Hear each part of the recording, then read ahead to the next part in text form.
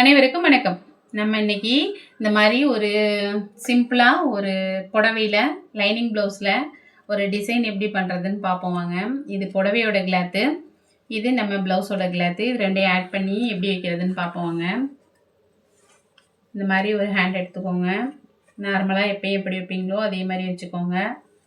வச்சுட்டு நம்ம டேப்பில் ஒரு இன்ச் அகலம் வச்சுக்கோங்க.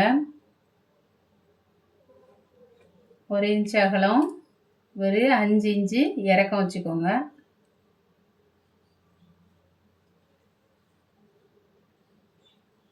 வச்சுட்டு நம்ம எப்பயும் எப்படி நெக்குக்கெல்லாம் பெட்டி போடுவோமோ அந்த மாதிரி போட்டுக்கோங்க.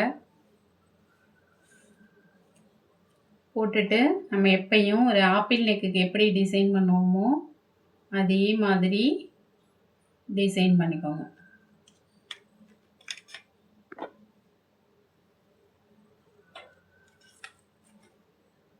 லைனிங்கோட சேர்த்து வச்சு அப்படியே நறுக்கிக்கோங்க. லைனிங் நல்லா ஒட்டியிருக்கான்னு செக் பண்ணிக்கோங்க.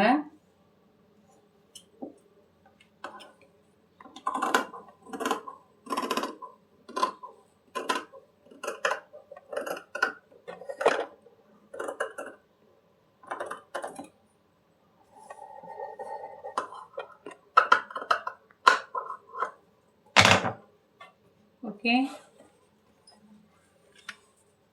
அப்படியே எடுத்து லைனிங்கை மேலே போட்டு எப்பயும் நம்ம எப்படி தையலை போட்டு திருப்புவோமோ அதே மாதிரி அடித்து திருப்பிக்கோங்க.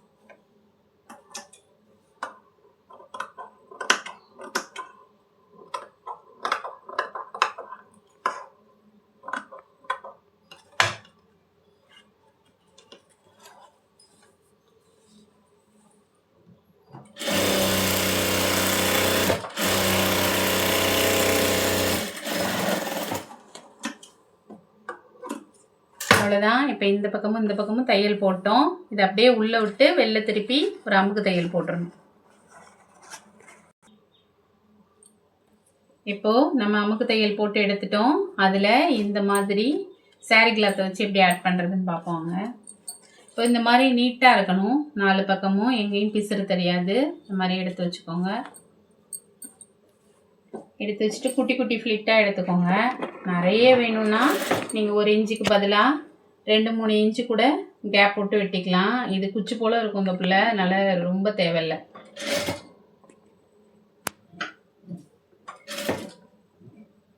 குட்டி குட்டி ஃப்ளிட்டாக எடுத்தீங்கன்னா போதும். இது புடவையோட கிளாத்து, அதனால் உங்களுக்கு எவ்வளோ நீட்டாக வேணுமோ அவ்வளோ எடுத்துக்கோங்க.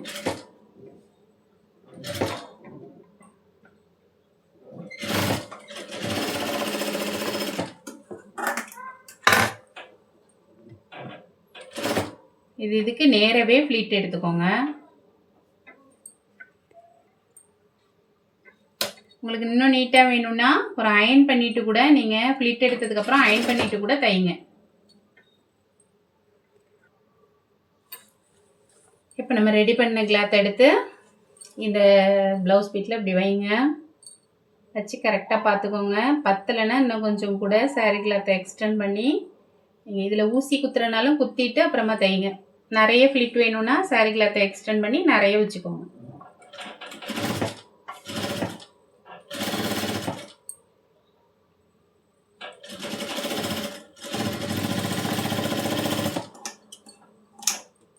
இப்போ இது மேலே அப்படியே சுற்றி தையல் போட்டுக்கோங்க.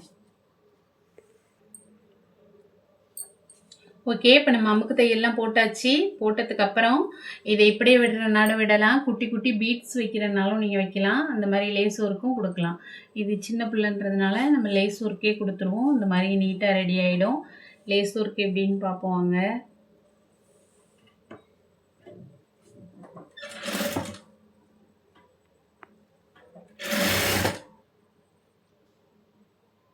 ஓகே. நம்ம இப்போ 2 கையும் ரெடி பண்ணியாச்சு. ஃபைனலாக இதோட அவுட்லுக் இப்படி வரும். போடுறச்ச அழகாக வரும். இதே மாதிரி குட்டி குட்டி டிப்ஸுக்கு நம்ம ஸ்ரீ டெய்லரிங் வேர்ல்டை சப்ஸ்கிரைப் பண்ணுங்கள், சப்போர்ட் பண்ணுங்கள். நல்லதே நினைப்போம், நல்லதே நடக்கும்.